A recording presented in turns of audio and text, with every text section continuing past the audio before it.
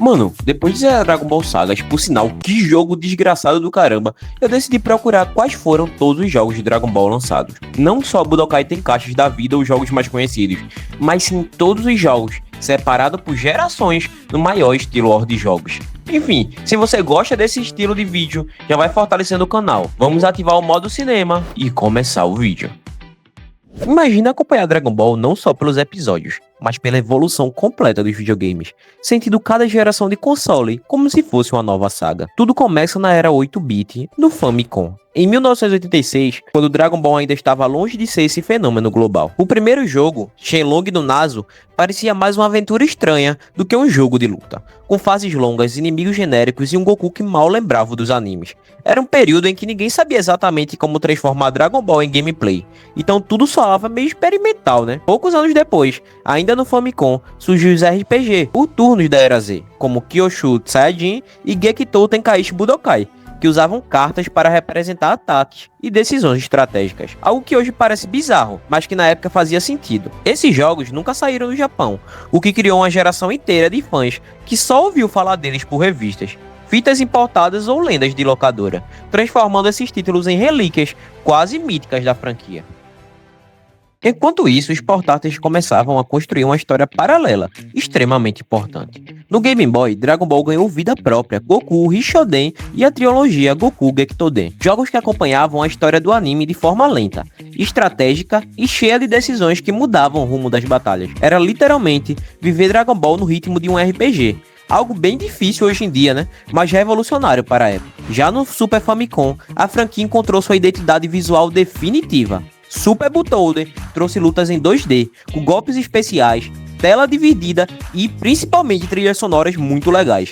Enquanto o Hyper Dimension elevou o nível técnico, com sprites gigantes e animações absurdamente fluídas. Paralelamente, os RPGs como Legend of the Super Saiyan adaptavam praticamente toda a saga Z em longas jornadas, onde o jogador sentia o peso de cada transformação e cada vilão derrotado. Essa geração foi responsável por criar a base estética e mecânica que definiria Dragon Ball nos games por décadas. Com a chegada da era 32-bit, Dragon Ball finalmente tentou dar o salto para o 3D. E nem sempre isso funcionou perfeitamente. No Play 1, Final Bolt virou febre, mesmo com controles travados e câmera confusa, simplesmente por ser Dragon Ball em 3D, numa época que isso parecia mágico. Ultimate Battle 22 apostou tudo no elenco gigantesco, enquanto Legends tentou algo ousado demais para seu tempo, com lutas em equipe e movimentação em arenas tridimensionais. Nos portáteis, o Game Boy Advance trouxe uma nova fase de ouro, com Goku Legacy of Goku 2 e Bush Fury, RPGs de ação que marcaram profundamente quem cresceu jogando sozinho, com fone de ouvido, vivendo cada saga como se fosse uma jornada pessoal. Super Sonic Warrior, por sua vez, mostrou que Dragon Ball também funcionava perfeitamente em lutas rápidas e equilibradas no portátil, criando um dos jogos mais queridos da plataforma. Tá, bora pra outro portátil agora, o Nintendo DS.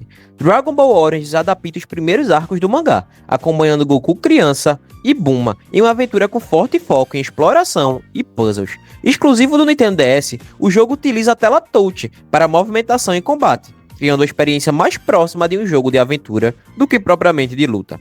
A narrativa é leve, fiel ao tom original da série, e o gameplay reforça a sensação de jornada, algo raro nos jogos de Dragon Ball até então. Origins 2 é uma continuação direta do primeiro jogo, agora focada na saga do Piccolo Daimao, mantendo o mesmo estilo de gameplay e uso da tela touch.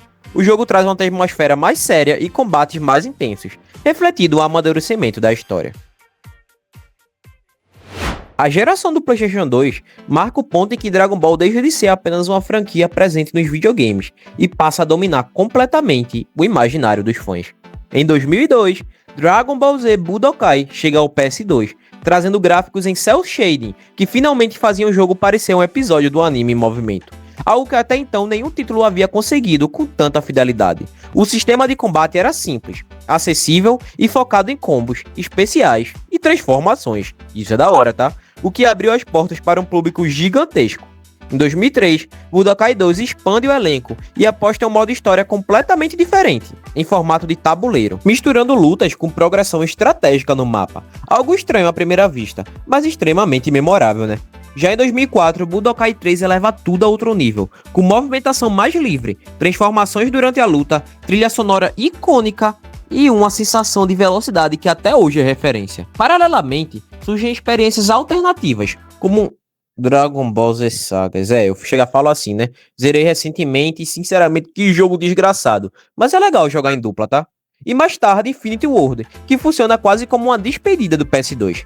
Reaproveitando os sistemas clássicos e reunindo o que a geração tinha de melhor. Mas o verdadeiro divisor de águas vem em 2005, com Budokai Tenkaichi, que abandona o plano 2D e coloca os jogadores em arenas gigantescas, totalmente em 3D, com voo livre, cenários destrutíveis e lutas que finalmente pareciam recriar os combates caóticos do anime. Tenkaichi 2 refina essa fórmula, trazendo um modo história bem legal e que é um dos favoritos meus.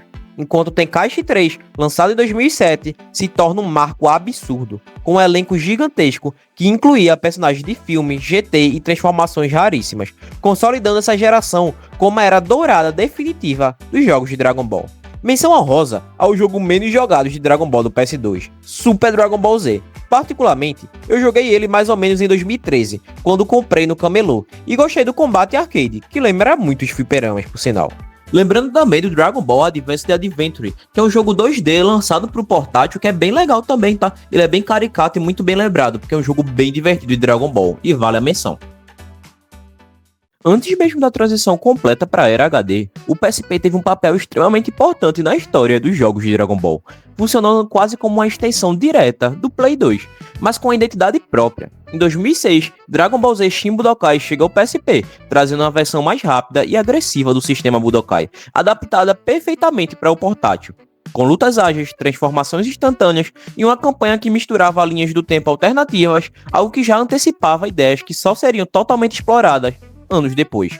Em 2007, Shin Budokai Anori Road, ou Shin Budokai 2, expande tudo adicionando mais personagens, novas arenas e uma história focada em invasão de vilões de outros universos, o que dava ao jogo um clima quase de What If, até com direito a Gohan místico do futuro, olha que doideira.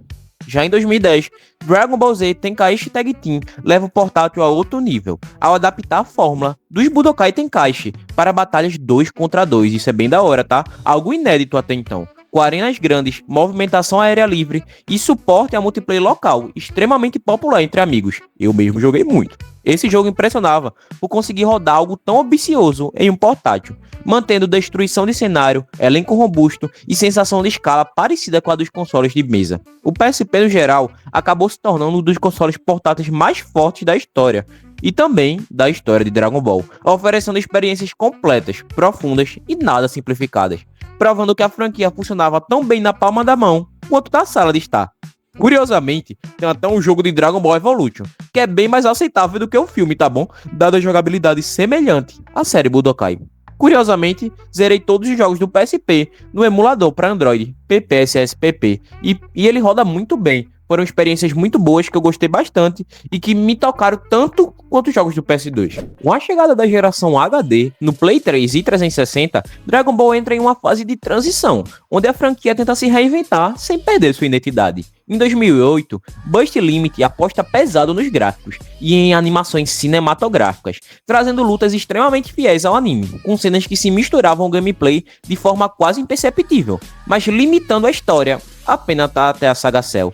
Ele é meio que um sucessor da série Budokai, tá? Eu gosto dele, só que eu acho ele bem fraquinho em relação a conteúdo. Logo depois, Ranging Blast surge como uma tentativa de herdar o espírito dos Budokai Tenkaichi, mantendo arenas amplas e grande liberdade de movimentação, enquanto Ranging Blast 2 expande o elenco e adiciona personagens pouco explorados até então. Na minha visão, eles são os sucessores espirituais verdadeiros do Tenkaichi, porém o novo motor gráfico deixa o jogo um tanto lento. Em 2011, Dragon Ball Z Ultimate Tenkaichi divide completamente a comunidade, ao abandonar a complexidade do combate tradicional e apostar em um sistema altamente cinematográfico, baseado praticamente em Quick Time eventos, com gráficos impressionantes, mas uma jogabilidade que muitos consideram rasa. Eu sou um desses, por sinal. Particularmente, joguei pouquíssimo desse jogo e acho ele zero atrativo. Outro jogo de Dragon Ball quase esquecido é o Dragon Ball Z Battle of Z. Ele surge em 2014, com uma tentativa clara de reinventar a franquia sob uma ótica totalmente diferente do que todo mundo estava acostumado. Ao invés de lutas tradicionais, 1 contra 1, o jogo aposta fortemente em batalhas em equipe, com times de até 4 personagens. Porém, esse jogo é bem ruinzinho, tá? Eu não gosto nem um pouco dele. Uma coisa bem aura que ele tem é o Goku com a roupa do Naruto. Legend of King Piccolo é um dos jogos mais diferentes já feitos de Dragon Ball, focando totalmente no Dragon Ball clássico. Lançado exclusivamente para o Wii, o jogo segue um estilo de ação e beat'em up, com Goku ainda criança enfrentando o exército Red Ribbon e o Rei Piccolo. O grande destaque está no visual desenhado à mão, que lembra diretamente o mangá, e no ritmo mais cadenciado do jogo, menos focado em lutas aéreas e mais em progressão de fases. É um jogo que foge completamente do padrão Budokai ou Tenkaichi, e por isso se tornou um título cult entre os fãs. Na geração Play 4, Xbox One e Nintendo Switch, Dragon Ball finalmente encontra um novo equilíbrio entre inovação e identidade. A série Xenoverse, lançada em 2015, muda completamente a proposta ao permitir que o jogo crie seu próprio personagem e viaje no tempo para alterar eventos clássicos da história, transformando o fã em parte ativa do universo Dragon Ball. Xenoverse 2 expande essa ideia e se mantém vivo por anos, através de DLCs constantes, até hoje por sinal, algo inédito para a franquia até então. Em 2018, Dragon Ball FighterZ resgata o estilo de luta 2D, com foco competitivo, animações desenhadas à mão e fidelidade absurda ao anime. Sério, esse jogo é muito lindo. Repetidamente se tornando referência no cenário de jogos e de esportes. Já Dragon Ball Z Kakarot aposta em uma abordagem totalmente diferente, funcionando como um RPG de ação narrativo, que permite explorar o mundo, viver a rotina dos personagens e acompanhar a história de forma mais detalhada e contemplativa. Talvez um dos melhores jogos de modo história de Dragon Ball. Indo para um console da Nintendo, mas que não é o Switch, temos Dragon Ball Z Extreme Battletoad. Ele resgata o estilo clássico de lutas em 2D, sendo um jogo exclusivo de Nintendo 3DS. Inspirado nos antigos Butoden do Super Nintendo, ele aposta em combates rápidos, sprites detalhados e um sistema de personagens de suporte que aparecem durante a luta. Mesmo com o elenco principal reduzido, o jogo se destaca pela fidelidade visual e pela proposta nostálgica. Ele é bem bonito mesmo, funcionando como uma ponte entre o passado e o presente da franquia. Outro jogo do 3DS, esse um pouco mais estranho, é o Dragon Ball Fusion. Um RPG totalmente original e exclusivo do 3DS que gira em torno do conceito de fusões inéditas. O jogo apresenta uma história própria, personagens criados especificamente para o título e mecânicas que permitem combinar praticamente qualquer personagem do universo Dragon Ball. O combate é em turnos, com foco estratégico, e o grande atrativo está justamente na criatividade de fazer fusões, seja elas plausíveis ou completamente malucas. Em 2022, tivemos a chegada do Dragon Ball The Breaks. The Breaks é um dos projetos mais fora da curva de Dragon Ball. Em vez de lutas tradicionais, o jogo aposta em multiplayer assimétrico, colocando 7 jogadores comuns tentando sobreviver, enquanto um único jogador controla um vilão poderoso. No maior estilo Sexta-feira 13, né? O foco está em sobrevivência, cooperação e fuga, e não em combate direto. Por fugir completamente da fantasia de poder típica da série, o jogo dividiu opiniões, mas se destaca como uma experiência única dentro da franquia. Chegando à geração Play 5 e Xbox Series, Dragon Ball mostra que sua força atravessa décadas, sem perder relevância. Kakarot recebe upgrades gráficos, melhorias de performance e expansões que aprofundam ainda mais a narrativa. Enquanto isso, surge ele, Dragon Ball Spark Zero, como um retorno definitivo do legado Tenkaichi, reacendendo a nostalgia e prometendo batalhas em larga escala, arenas destrutivas e um elenco massivo adaptado à tecnologia moderna.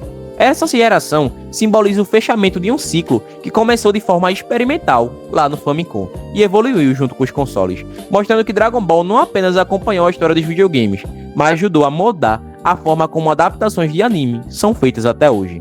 Cada geração trouxe seus riscos, seus acertos e suas marcas, mas todas contribuíram para Dragon Ball em uma das franquias mais longevas e influentes da história dos games. Por isso, te convido a acompanhar o canal no dia 24 de janeiro, pois muito provavelmente teremos a divulgação de um novo game de Dragon Ball. Tamo junto sempre, Deus abençoe vocês e fui!